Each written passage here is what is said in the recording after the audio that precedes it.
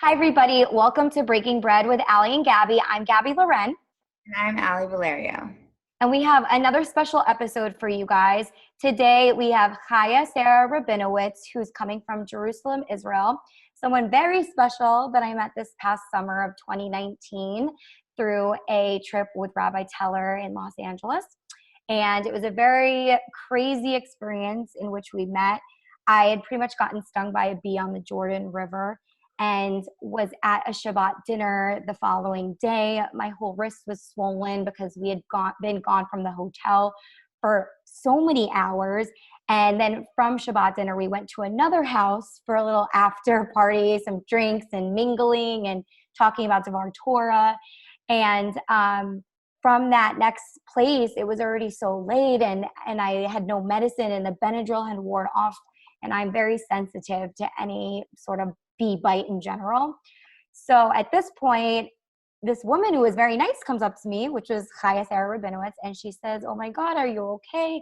Can I help you? Can I get you some ice or medicine?" So she helped me at this other person's house find some medicine, and she found me a leave, and then she took me outside and she said, "Just pray and speak to God and think about all the things that you're grateful for. So thank him for even the things that aren't so great. Thank him, for the bee sting. Thank him for the pain that you're experiencing, but the fact that you still have use of your arms and your hand and your wrist, and the fact that you even have those body parts, And so I was like, all right, let me try this. I'm in Israel, might as well. So I did that night, and I did feel 100% better the next day. The swelling had really gone down. And then 2 days after that experience with Chaya Sara, who was this woman I didn't even know, but, came over to me and was so sweet and friendly and just wanted to help.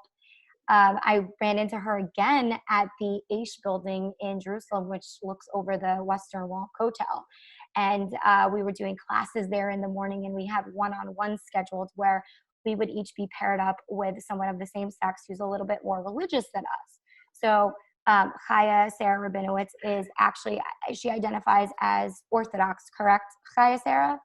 Yep, absolutely. Yeah. So she's Orthodox. I am obviously very Reformed and didn't grow up religious, but we had this connection, and she saw me and was like, "Oh my God, how do I know you?" And then looked at me and she was like, "The bee sting." And I said, "Yes." And she was like, "Okay, I want to partner with you." And we did this whole session for an hour. It was beautiful. She talked to me about self-love and about God and what do I think of God and just any questions that I had. And it was this beautiful spiritual enlightening conversation. And we've kept in touch ever since. So it's been a very special part of my experience. But the really special part about that was that I saw God in that experience, because I had asked a very important question of, how do you see God in these tiny things that happen to you and these hardships and struggles, and understand that it's all for the greater good and that it all connects. And I asked that question. And then by the end of our session, she said, "See, Gabrielle, if it wasn't for the bee sting, we would have never met." I'm like, "Oh my God, you just answered my question. What is this? What is life?" So I just saw God immediately in that moment, that wow, I had to go through that bee sting. Out of the 23 people on my trip, I'm the only one that got stung. I'm terrified of bees and all types of insects. And it led me to meet Chaya Sara. So I'm very grateful for the experience. And I guess I would say I would get stung again if I had the chance. Other things, better stuff. But Chaya Sara Rabinowitz is a very amazing person, and like the name Chaya, she is full of life, and she's here to be our guest today to talk about her experience being born into religion and then walking away from it and then coming back to it, and her journey in that process. And she now uses her experiences to connect with students from Birthright when they come to Israel, and to teach self-love and to heal through hand massaging, which is very interesting and unique. So Chaya Sara Rabinowitz, take it away. Thank you. So before I start, I just want to say you guys are so rocking. Thank you, Gabrielle, and thank you, Alie, for using your time now to spend to inspire the world. Instead of thinking, what am I going to do during this timing? I'm out of a job. I'm having a normal life. It's like, hey, how can I make the world a better place? I just really want to thank you guys for your unbelievable dedication to helping the whole world grow during this timing, and nothing better than cool people that are fun to talk to that get to do this. So thank you guys. Thank you. Thank you. Yes.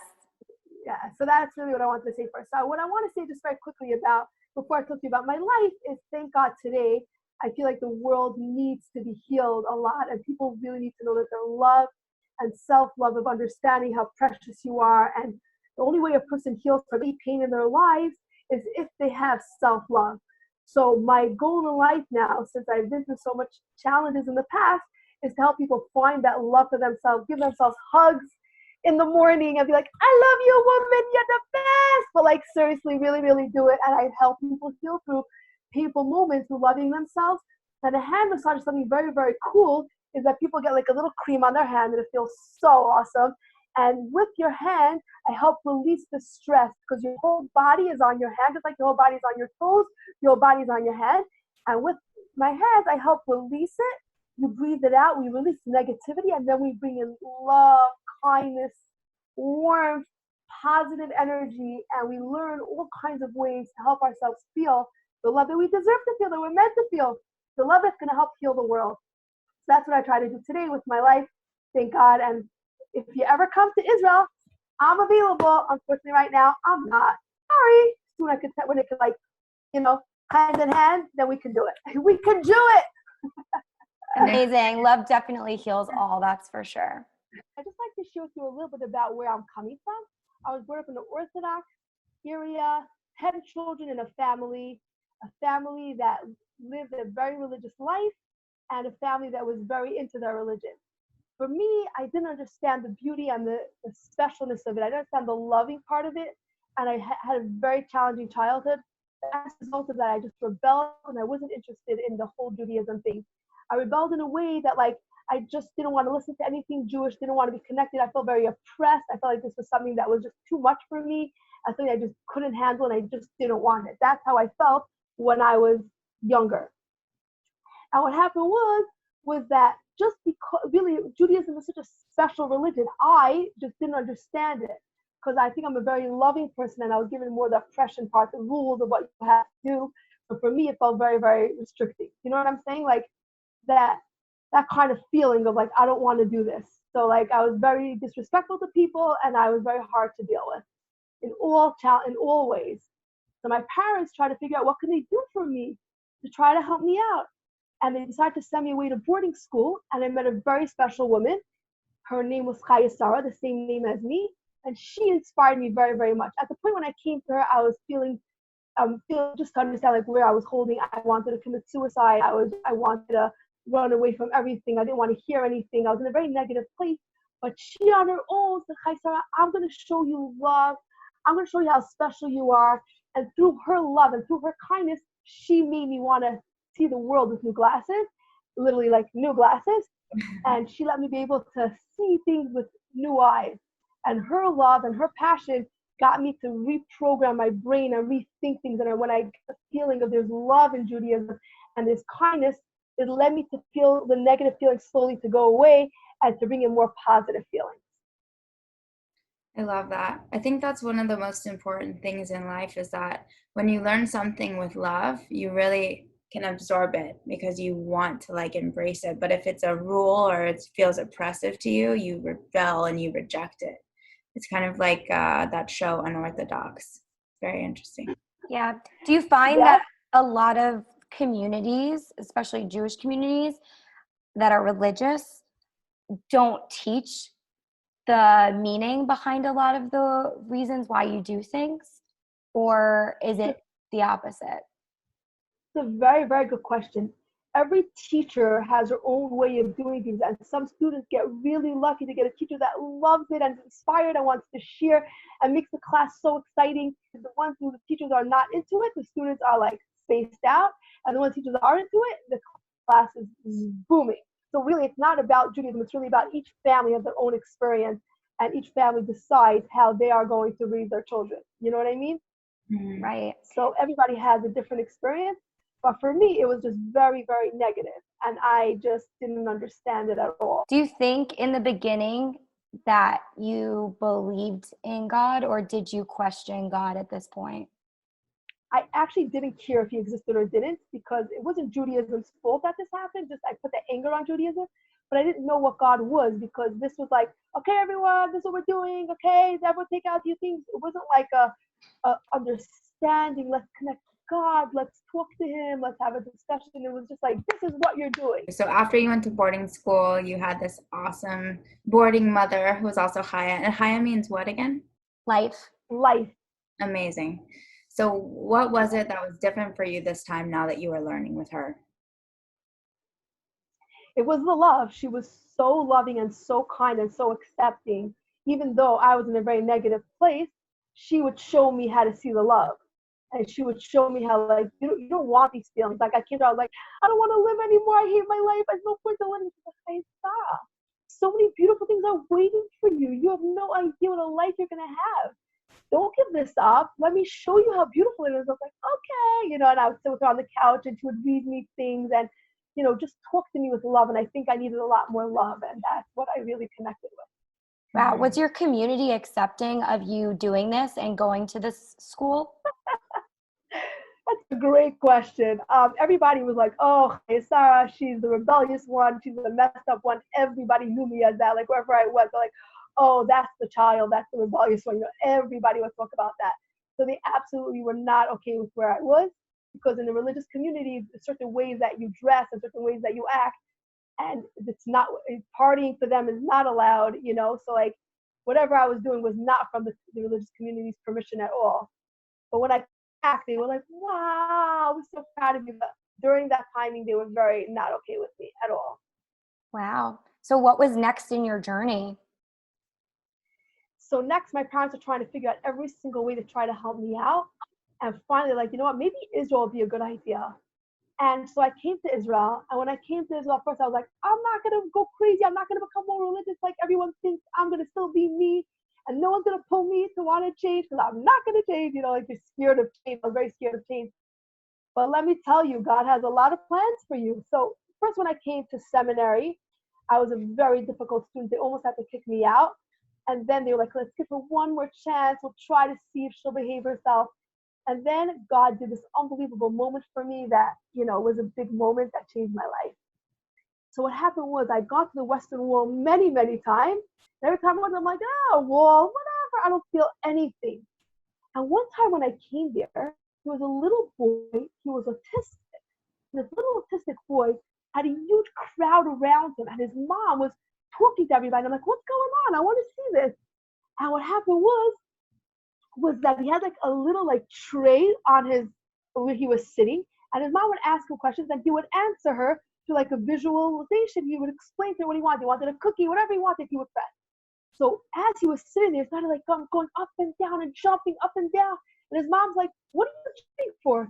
He goes, God's unbelievable energy is here. I feel it so strong. I can't stop jumping. It's so intense.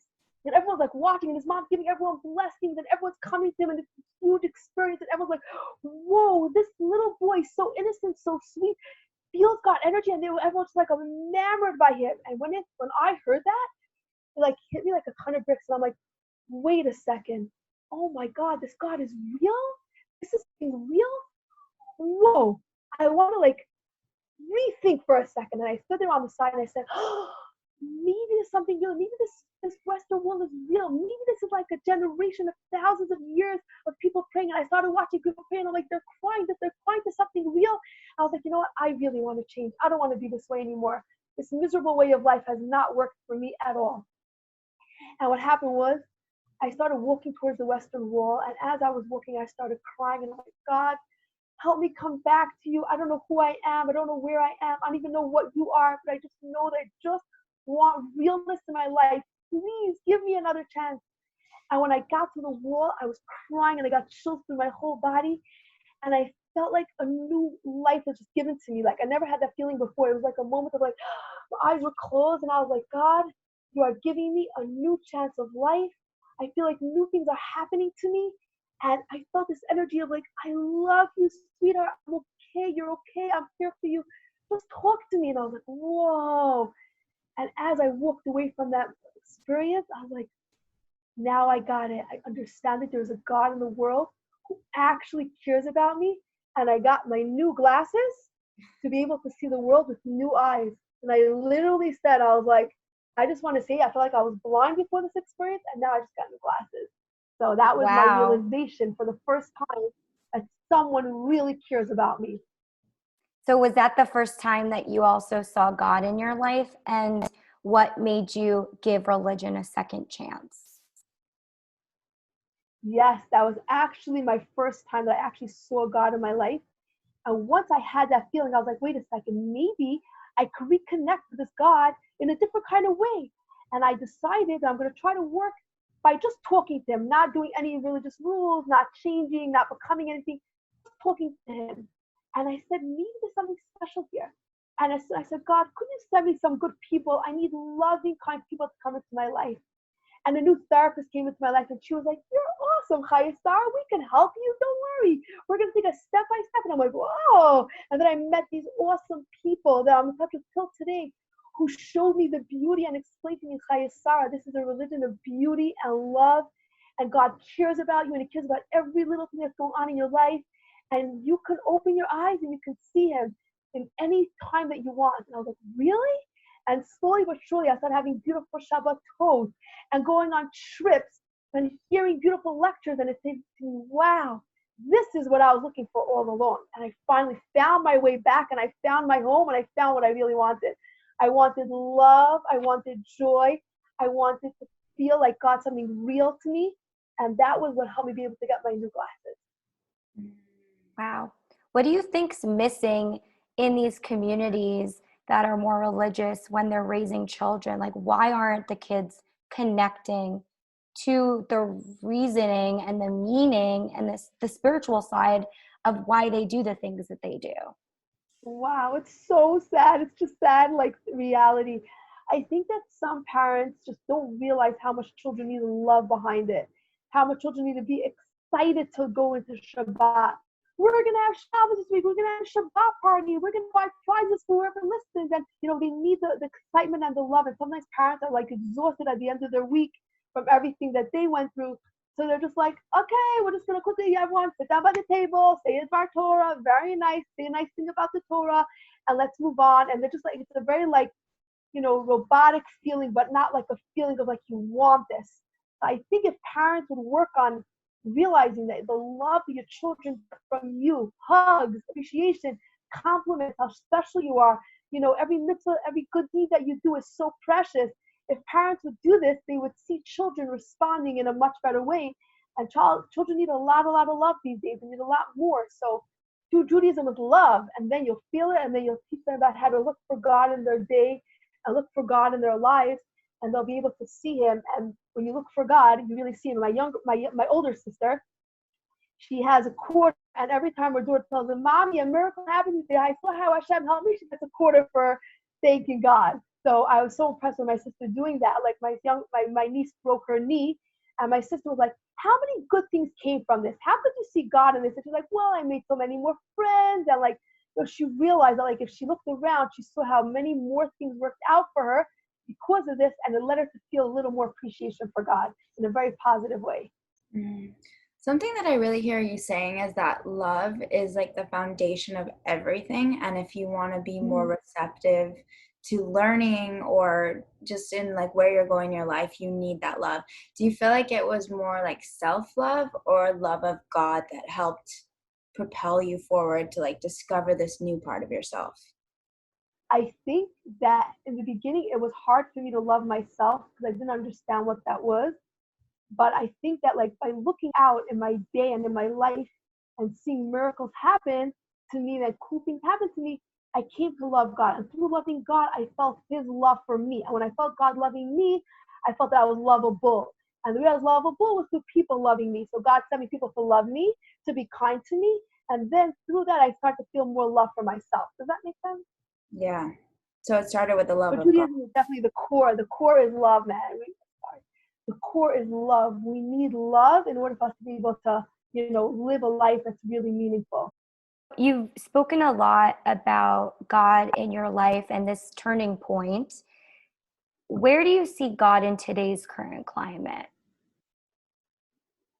Oh, okay, great. That's really exciting for me. So I want to say that I feel that one thing about Judaism is all about kindness and giving and love and sweetness and being there for other people. That's what I met as I became stronger and stronger. And right now, whatever we're going through, I'm watching the kindness and the love that people are doing for each other that I feel is like, the only way that we could hold on during this timing. So I'll give you like a little small example that I've seen and I've been so in awe of. There's this guy, his name is Alie Gabby. He is an ambulance. He's in charge of all the ambulances in Israel. He founded the ambulances in Israel. And he was the most giving person. He saved thousands of lives. And he went to Miami, and during his trip in Miami, he unfortunately got the actual disease. And he describes how he felt they had to put him into a coma. He was so sick, and thousands of people were praying for him and doing every kind of good thing that they can to help him feel better. And they describe that like he was so scared. He just says, I was so scared before they put me under. I didn't know what else to do, but I knew everyone's going to pray for me. And I knew the prayers were going to have such an effect. They're going to help me get better. And then as soon as he woke up, after I think a few weeks of being in a coma, he starts thanking all the doctors. He's on a high, and he's like, this is awesome. Thank you so much. Like everyone's prayers and everyone got involved in my life. I can't thank you enough. And then on his way home, towards the airport, all the people in the community are singing and clapping and making music to thank Alie Gabby for who he was and thank God that he's alive today. And then when he got to the airport, they gave him his own personal jet to fly him back to Israel. When he got here, the first thing that he put his hands over, he says, Shema Yisrael Hashem Echad. He said a special prayer. There's only one God, and thank you, God, for giving me back my life. And he had a whole huge group of all the people from all his ambulances coming to greet him and thank him and tell him, like, we're so happy you're back. It was like the whole world was like celebrating this one person that he's back and he's just like given the life back to Israel. Like he was a person who saved lives and now God gave him back his life. So it just felt like God was showing all of us, like whatever we do, we're going to get back, and God's taking care of us, and he's so proud of all the work, and everyone's prayers have brought this guy back to life. So that was like just one sample that I was so impressed with. Alie Gabby, if you don't know who he is, has founded United Hatzalah, which is an ambulance service that responds and tries to get on the scene before medics and before police, so that in that time that they're missing out on getting to that person and giving immediate care, they can provide immediate assistance and do what they can before the first responders arrive. So United Hatzalah, they actually use motorcycles to arrive on scene, to weave through traffic with not protective gear, but the important gear that they need to help if they need to resuscitate or help somebody prior to getting in an ambulance to go to the hospital. It's a really beautiful thing. And this man has saved many lives and helped many people between Israel and even in America, because they're also in America as well. Yeah, I was just like so amazed by his kindness. And like another really cool sample was on the night of Passover, they made a plan that all the little children all over Jerusalem should go on their porches at the same exact timing and sing together the Manishtana. You know, everyone sings the Manishtana, like that fun song that you like to sing at the Passover Seder. So literally at 9 o'clock, every single family, we got to like, oh my gosh, these kids are all singing, and all the kids are singing together. You could hear from all different porches, and you're like, everybody united together in a way that was like so beautiful and so touching that like you wouldn't even expect it. Everyone sang together, and you just felt like such a sense of community. Like we are part of such a special people that everybody cares about each other, even though we can't be connected. We're all connected in a very different kind of way than usual. How else has strengthening your connection to God helped you in your life? So there's so many moments. I'll bring in an Alie Gabby moment where not through him, but through the actual Hatzalah ambulance helped me.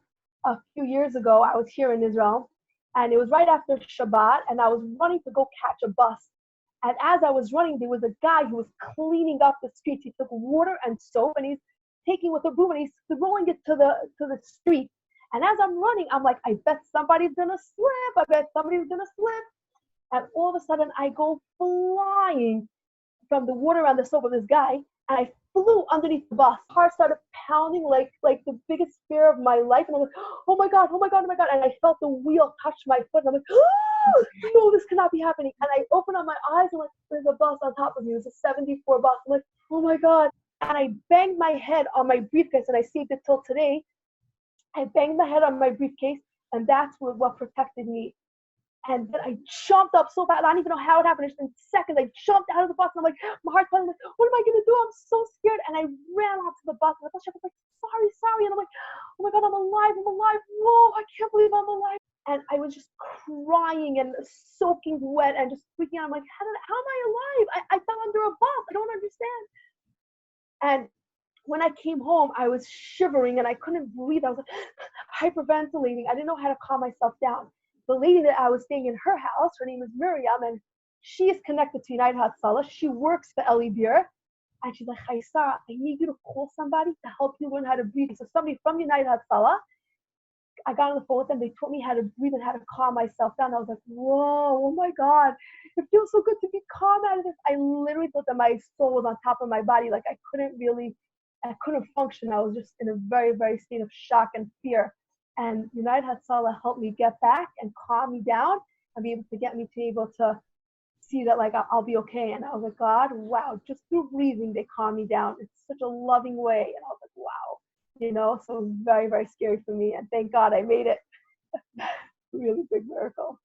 So you did mention before about in times like today in the current climate, seeing God and people and community coming together in prayer and support and energy, which ultimately has helped people recover, especially during coronavirus, during the COVID-19 pandemic. So what are some of the messages do you think God is trying to tell us from your point of view and your spirituality? Why are we going through this experience? Why are we in a pandemic in the first place? Why are we separated physically from people? Why do we have to wear masks to protect ourselves from either other people or from other people to protect themselves from us? If you take a look and you think to yourself, look what's going on. People are covering their faces nonstop. Their masks is like covering their mouth. And the whole energy of a person doesn't feel the same anymore. Like you can't talk to people the way you spoke to them before.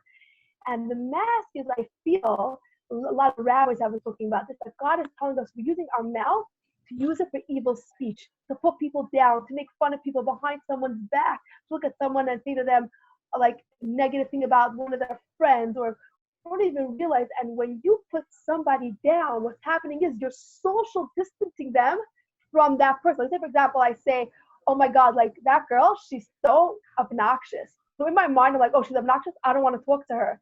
And automatically I run the other direction. So now she's isolated in my mind. So now we isolated so many people from each person that spoke negative about somebody else. And we don't realize how our words are killing people. When you put someone down or you hurt somebody, they feel alone. They don't want to come out. They don't want to, they just feel horrible. So God's saying, everyone, be careful with your mouth. Be careful what you're saying with your mouth. Be careful how you're talking with your mouth. Be careful how you're treating people with your mouth.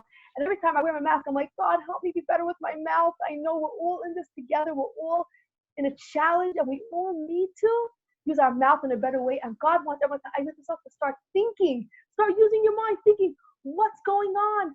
What is my life all about? And all day long we talk. That's what we do. So if we take time to maybe talk to God and spend time with thinking about where am I headed, what am I doing, what's my life about, we'll be able to use this time to really use our mouth and use our friendships in a better way to bring more unity and more specialness together. I have a poem that I wanted to read. Can I read you my poem? Yes. Okay, so give me 1 second. I'm going to go get it. So Alie, what do you think about the whole idea of Lashon Hara, which is the act of like gossiping and talking about somebody behind their back, and how it's looked as a negative and something you don't want to do in Torah and Judaism? Do you think that that plays a role in today's society? Yeah, I think that Chaya made a really valid point, is that right now we're isolated and we are covering our mouths with masks, right?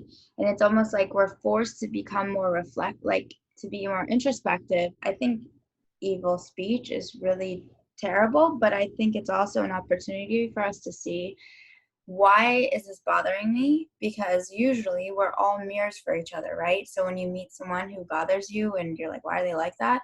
Maybe there's something within us that we're not fully recognizing that bothers us about ourselves.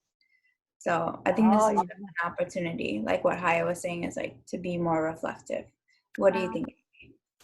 Yeah, I totally agree. I think it's hard because in regular life you kind of forget or you want to be better, but it's very hard to be like forced and put in a structure to be better. And this is kind of forcing us with the physical social distancing. And then when you do wear a mask, like you have the reminder physically on you to give yourself the inclination, like maybe I shouldn't say this, maybe I shouldn't do that. So there is like a more strong reminder that's in your face and present. I definitely think it's hard for most of us. We're human, so it's okay to make mistakes and it's okay to not be perfect. But in our quest to be better during this time that we have off, it's a great moment to take for yourself to see and reflect on what you're doing and what you're saying. Yeah, absolutely. And I do know Chaya Sara has a poem that she wants to share in regards to this idea. So Chaya Sara, share away. yes, I'm so excited about this poem. It is not my poem, it is someone else's, but I felt so uplifted from it that I said I just want to share it. So it's not mine, but the ideas are so powerful. Okay? What can I say that has not been said? What can I write that has not been read?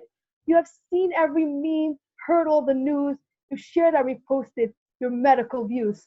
So while most of you here are locked up in your room and with your browser tab firmly pinned onto Zoom, I hope you find solace in the words I impart as they're coming straight from my quarantined heart. I can't begin to say I have figured out anything. I have no idea what this is all about. So I thought as far as my brain will allow, not about what, but not about why, rather what now. What do I do now that there's nothing to do? How to approach it as a God-fearing Jew? Well, I think it's a crucial point to make. One thing very clear, God has his plan and there's no need to fear. God is good, God is kind. This is all for our best. Sometimes what we know must be stressed. What can we gain now? God doesn't want us to go through pain. Behind all the masks, a purpose is hiding. With every gloved hand, his hand is guiding. Come home, God says. I want you alone. Cancel, rebook, recheck, postpone. There's only one way to there's only one way to bring this about. I am hereby declaring a global timeout. Come in from your classrooms, your carpools, your schools. I know this is scary and daunting and new, but right now, this is what I want you to do. Come in from your parties, your shows, and your plays. Come in from your workplace, your 9 to 5 days. Close all your stores and close all your stores and every stall and every shop. Come in, my dear child. Come in. Just stop. I am closing all borders. No airports, no planes, no buses, no Ubers, no subways, no trains. You have nowhere to be and nothing to do. No need to make time. I made it for you. I made it for you. And now that there's nowhere and nothing to meet, nothing to run to, catch, or greet, now that I've filtered all your time down, let me ask you, who are you and what are you living for? And this is the question that runs in my mind. When I'm stripped down to my essence, who will I find? Who am I wonder, and who am I not? And what do I do if this is not who I thought? Are you really the person you claim to be? Come in, God says, just you and me. Cry out to the heavens, cry out with every tear. Give him each burden, each worry and fear. There's no need to rush. God stopped the clock. He shut down the world so that you can use your mouth to talk. These days are so precious, so rare, and so bizarre. Use them and find out who you really are. Where are you going? Are you on your way? And when you look in the mirror, is it what you see? Is it who you want to truly be? Will you be who you are better than yesterday? Will you become greater by your deeds of today? So embrace this free time that we are spending apart. Search through your soul and open your heart. Leave outside out. Take your journey indoors. Trust in God. His ways are perfect. Man plans, God plans better. There's no in between. Trust is stronger than COVID-19. Why don't we try to start the spread of trusting in God and get the whole world infected to realize that this is the way we want to live forever. May we merit a future that is blissful and sweet. Hand in beer hand, we will dance in the streets. The world will, I was crying, sorry. The world will rejoice in reason and rhyme as God carries us home for the very last time. With the temple standing tall, we finally made it after all. Wow. That's beautiful. Wow. Very powerful. Which line spoke to you? What did you hear from it? All of the above. Alie, anything significant for you? I just really feel like, and I think, Gabby, we've been saying this the whole time, is that this coronavirus is really an opportunity to take a step back and start to become more introspective and to think about what really matters in life and to create things that we've been wanting to create, like we've created this podcast, and to really think about, like, who are we? And it's an opportunity. God is giving us an opportunity to stop moving forward and getting distracted by all of the external stuff and really hone in on, like, who am I? What is my purpose? Who do I want to connect with? And what am I doing in my life? And I think as long as we keep having these conversations and viewing it as such, we can create so much more than we thought that we could do. Right. And I actually think that taking those same principles you can apply to your life pre-coronavirus and post-coronavirus. Because if we look at Chaya Sara Rabinowitz's story here, if she had found, her connection to spirituality and loved herself and took the time to be taught by, her parents or whoever was in her life, her family, the meaning behind things and why you do things and to reconnect to that source, then maybe she wouldn't have had to have experienced all that pain in the first place. So I think this is a big lesson to us all. Like, how can we incorporate love? How can we self-love and practice self-love and learn to reconnect to our soul? So I would encourage everybody to follow these 3 words, which is relax, recharge, and reconnect during this time, and find what speaks to you and your soul, and then work to live a better life and a better future. But essentially, like, love and hate, just like fear and hope, cannot occupy the same space, as Maya Angelou would say. So invite one to stay, invite love to stay over hate. And that's where I would leave it off. Yeah. And I just want to say, in terms of self-love, because that's my very, very big thing that I love to do, is this woman, Patricia Moretto, she talks about self-love and about thinking positive and about having gratitude and looking at the world in a loving way. So in terms of self-love, I'd say to you, really, really think about things that are special about you. And when you look in the mirror, start saying, oh, look at my pimple. Oh, look at my eyes. They're so uneven. Or, oh, I hate my hair. Doing that, be like, look at me, be like, you know what? I'm so impressed with you, Gabrielle. You sat there for an hour giving a class, making sure the world got uplifted. Look in the mirror and say, wow, you go, girl. Look at you, woman. And give yourself a good feeling. And literally, I give myself hugs every single day. Marco Pullman taught me this, to love yourself every single day. And also put your hand on your heart. If something's going hard for you, because we all are going to be going through our challenges, be like, I'm here for you. If no one else is going to be there for you, I am here for you. I care about you. I'm sorry it's hard for you. You're going to be okay. Just hold yourself in a very loving way, because nobody can do it for you now, only you. And when you give yourself that love, your heart actually heals. My professional healer taught me that when you give yourself a hug, and when you put your hand on your heart, you heal your broken heart. So for 30 seconds, you just think about how much you love what you are, and you thank yourself that you are so strong, and you thank God, and holding your heart to help you feel better. And then the gratitude from Patricia Moretto, she's like, We're going to stop complaining. We're going to stop complaining. We're going to have gratitude. We're going to have gratitude. No more complaining. Gratitude. And I started learning this from her. And I started making this whole dance in my room. And I'm like, gratitude. And she said, like, look around your house and just see what you got.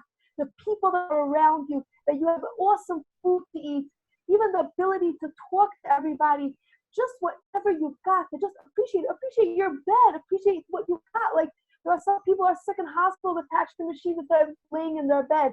Like, the things that are gifted to you that you don't pay a penny for, just appreciate it. And if we use our time now to just look around and appreciate what we're given, we will be able to lift ourselves up and say, I used this time in the best way. I became such a great person. I became a person of positivity, a person who had more gratitude, a person who saw, life with new glasses. And now when I come out, I'm not going to be the same person that I came in. And that's the goal. The goal is we should walk out as greater people. So thank you guys for helping us become greater people during this time. Right. And just so you guys know, scientifically, the more gratitude you have and practice, the happier you become. Scientifically, there are actual statistics that support that as a fact. 100%. Yeah. Any last thoughts, Alie? Well, I think that gratitude is something we've been talking about this whole time, right? And then another thing I just heard in this was gratitude, self-love, and connection to a higher power, like a connection to God, whether, for me, I don't care what God people believe in, but as long as you believe in something, I just think that it gives you like a deeper meaning and purpose. And we go through so many trials and tribulations in our life where we feel really low. And if you don't have something that you can hold on to and believe in to get through, then it's going to be really hard. Like even like Viktor Frankl in the Holocaust, he believed that he was going to get out, and he did. So I just think that it's just having that deeper connection and feeling grateful. And that's how we get through these crazy times. Yeah, and definitely even through the dark times, whether it's now or something that's happened in your past, if you can look at it and separate it from victim mode and look at it as, this has made me a better person and I'm going to grow from this and I'm going to utilize this as a tool to become better, then that speaks volumes of your emunah, your faith. So I think this is a good time for us right now to try to reevaluate our thoughts and our perspectives and the way we look at things in life, and maybe make a change to not look at things in pre-corona glasses. You mentioned glasses, Chaya Sara.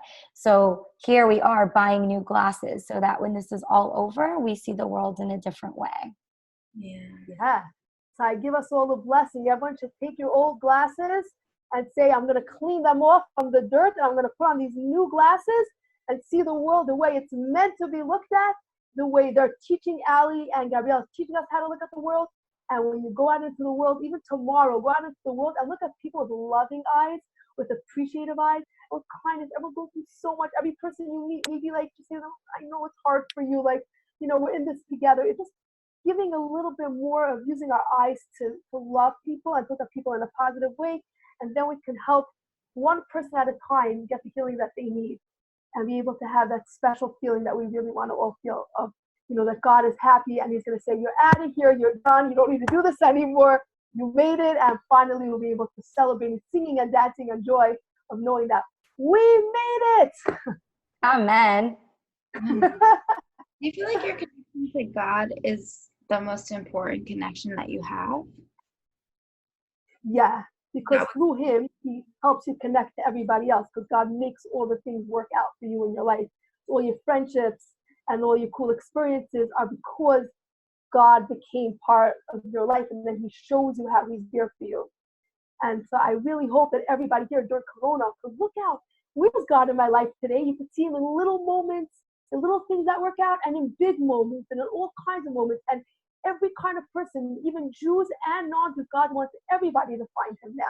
Not like, the religious aspect, nothing even to do with that. Just knowing that there's somebody who just wants you to remember him. And use your mouth to talk to him.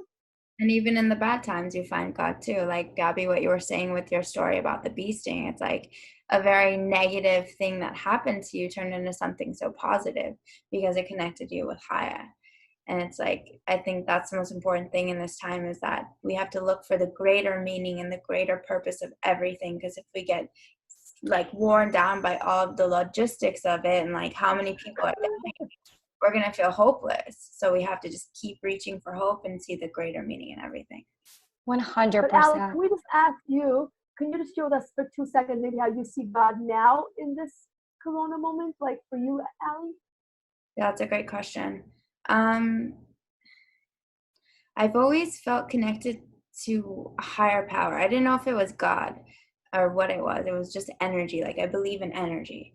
But now I really believe in God. And like I now like will pray and talk to God. And this Shabbat actually, while I was lighting the Shabbat candles, I was like, covered my eyes and I started praying.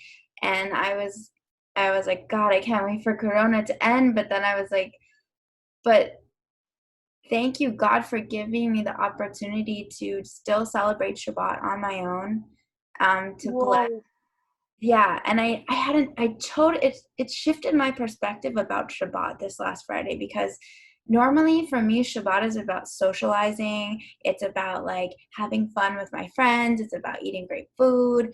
And I don't know if I was fully connected to the spiritual part of Shabbat. But this past Friday, I literally covered my eyes and I was like, God, let the Corona end. And then I was like, but thank you, God, for Corona, because it's given me the opportunity to sit here in the dark on my own, not forcing me, but inspiring me to light candles on my own, to pray for all the people that I love.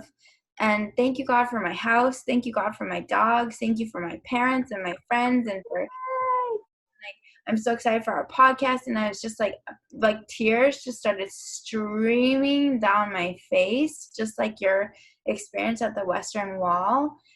It's like, wow, I am so lucky. And normally in everyday times, just like, oh, I'm just rushing to my dinner and then I'm gonna like eat with my friends and then go home. And it's made me become more spiritual because now I have more time to actually be with myself and be with God. So I think that was a really great question. Wow. And I'm sure God is so proud of you that he said, I want just one-on-one with Alie, just her, nobody else.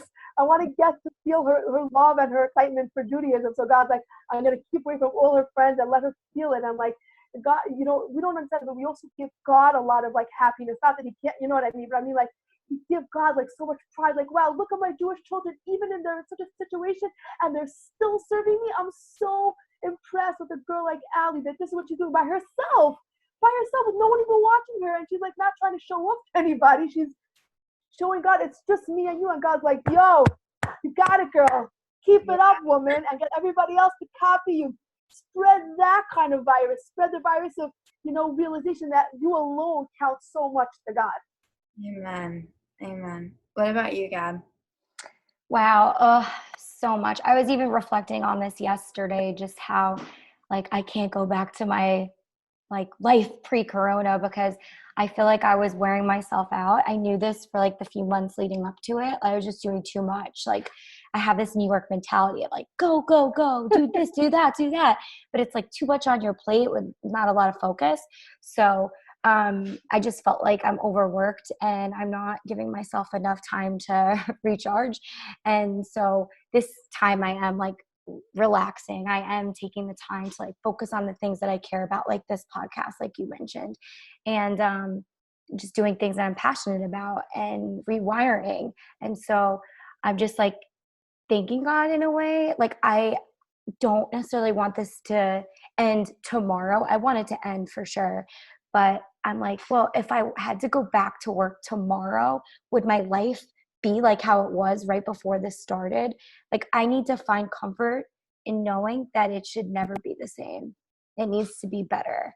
And so I've come to those realizations. And also during this crazy experience. I had a friend get into a very bad accident 2 days ago.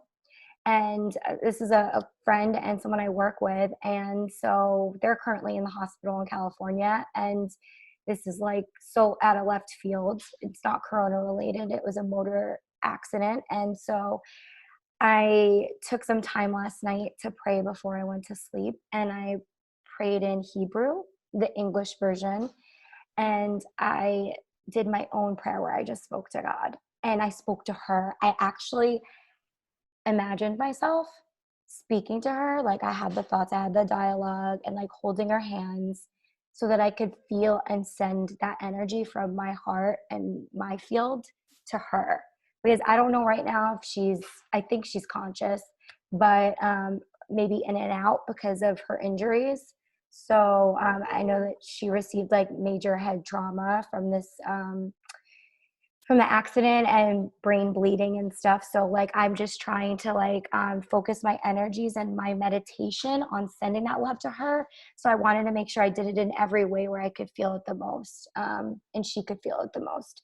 So yeah, like finding God even in those moments where I really felt it last night, like so strong that this energy was being sent to her for healing.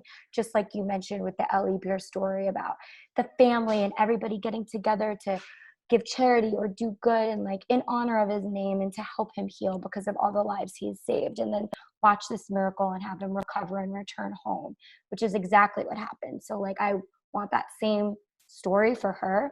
And so that was a moment in which I saw God last night. So one quick question. Mm-hmm. I'm just curious, like when you say going back to your old life, like what do you think your life will look like once you start going into real life? Like how would it change in terms of what you'll do now that you're going to go back into real life? Great question. So I just want to put my focuses more on working on things that I'm truly connected to and that serves others. So not wasting my time so much on things that aren't serving that purpose. And then also not overdoing it where like my health is compromised, where I'm not like sleeping enough, or I'm not like, I'm running around from one place to the next. Like, I don't want that crazy lifestyle. I want to have like calmness and quiet, like that we're experiencing right now in quarantine. I want the calm and I want the quiet and I want the like connection so that I'm not so busy and distracted that I don't even notice the small things I'm grateful for on a day-to-day basis. Like, I don't want to have that life. It's not healthy. So when I go back, I'm hoping to like be able to find balance between work, mind, body, soul more. Wow. And what suggestions you have for the world that everyone goes back to the real life, if we ever do, or maybe God's going to decide that he's going to just bring the end of this whole thing and the redemption will be here. That's what we're all dreaming about. But if let's say we do end up going back to our life, like what suggestion would you have for the world to go out in a different way, maybe even, just seeing the world in a different way? What would you say?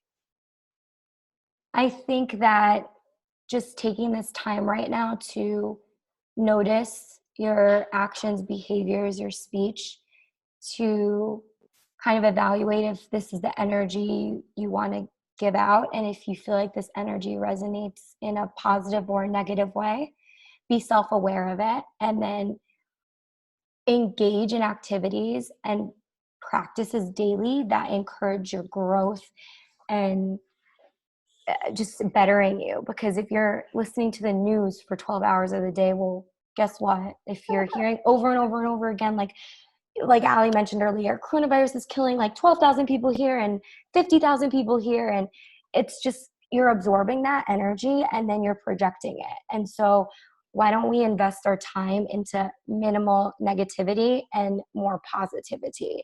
And I think like finding like good books to read, a good content to watch on television as opposed to like negative content, reconnecting with people, just teaching yourself something, like learn a new skill set, but engage in positive things. What about you, Alie? Whoa, I love that. It's awesome. I love that. I also feel like back to the whole introspective part is that I don't want to lose this introspection.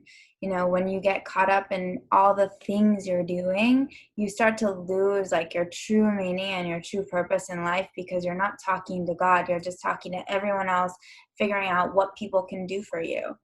And I think that this is such an important time to really hone your connection to a higher power, to figure out what is your purpose in life, and to continue to, like what you're saying to Gabby, like to lead with like a mission and a purpose versus just working just to like tire yourself out and like money. Like this is truly an opportunity for us to shift our global consciousness to be more aware of who we are as individuals and what our purpose is in life, because every single human on this planet has a purpose. And if we all hone in on that and really, really figure that out, we can bring so much light and love into this world and create incredible things like beyond what we have ever imagined. And it's okay to not know your purpose right now. I think now is a time to explore and to feel it out. And if it comes to you in these moments of stillness, then that's one step in the right direction. Maybe purpose Oh changes. my gosh. Wow. I love that. I just want to add one more thing on the topic of like everyone being in isolation. For a lot of families right now going through very hard times because people are losing their money. Children are home from school. I mean, I can't imagine what parents are going through because I'm bouncing off the walls. You know, if you don't have kids, you're like, okay, I'm chilling. But parents with kids at home and with kids not having a structure, it could drive a parent crazy. So there was one rabbi, he said, the only reason why God is doing this so much because he says, I want you to pray to me. And when you're going to pray to me, I'm going to make things work out. That suddenly your son is going to want to play a game that he never wanted to play. And he's quietly in his room. And suddenly things are going to work out that you didn't even expect. And a job is going to come on the computer you didn't expect. There's no job. No, something will happen. Meaning God is making these weird things happen to us that are very, very bizarre, as I read in the poem. They're so challenging. So we should just say, God, I can't anymore. Only you can help me. And when you do that, that's when God comes in, and then you feel it like in this moment when things are going crazy with your kids or with your family, turn to God. It doesn't matter what level of anything you are. His doors are wide open now, and he wants us to say, I can't anymore. And once you do that, you'll come back and you let us know about the miracles that you actually got to see, hopefully. So Right. I think that's also like a time of like confusion and we don't know what to do. Just throw it up to him and he'll sort it out for you. Right. And allow this time to kind of understand that like the paths are being reworked for your ultimate good. So, you know, observe the uncomfortable, but get ready for change and a better tomorrow. And so I think that pretty much like sums it all up. And I'm so glad for Chaya Sara's presence here today, all the way from Israel, and all the things you've been able to teach us throughout this podcast episode, and about your story, about how you were able to connect and re-identify with God and find meaning behind things, and then see it in today's world, and how we can utilize this time right now to, you know, connect more. And I really appreciate that. So thank you very much for taking the time for that. Thank you so much, Chaya. This was amazing. Next year in Israel. Yes. Amen. Thank you so much, guys. Keep up your great work. You are bringing the light to the world. Amazing. And you guys can too. So please keep tuning in and subscribe. And we'll see you on our next episode from your two favorite Jewish girls. We'll see you guys next time. Bye, guys.